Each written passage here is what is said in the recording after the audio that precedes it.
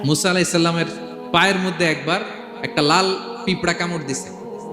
এই সাইজের যে লাল পিঁপড়াগুলো কামড় দিলে খুব আরাম লাগে না? কেমন লাগে? হ্যাঁ, খুব ব্যথা করে, প্রচন্ড ব্যথা করে। তো মুসা আলাইহিস সালামের মেজাজ কি নরম না গরম? খুব তাড়াতাড়ি রেগে যেতেন উনি। এক এক নবীর এক এক অ্যাট্রিবিউটস ছিল। তো মুসা আলাইহিস সালামের পায়ের মধ্যে লাল পোকা, লাল পিঁপড়া কামড় দিছে, প্রচন্ড ব্যথা পাইতেছে আর ডলতেছে আর রেগে গেছে।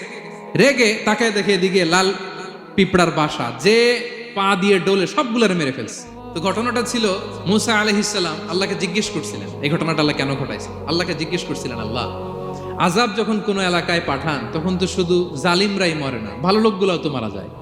তো এই আযাবে ভালো লোকগুলা কেন মরে? আল্লাহ উত্তর দেয় না, এই ঘটনা ঘটাই দিছে। পিঁপড়া যখন কামড় দিছে রেগে সবগুলো মেরে ফেলছে। আল্লাহ বলে, মুসা কামড় দিছিল কয়টা? কয় আল্লাহ একটা। তো ওগুলোর মারলা কেন? অ্যাকশনে যখন যায় এত কিছু দেখে অ্যাকশন নেওয়া যায় না।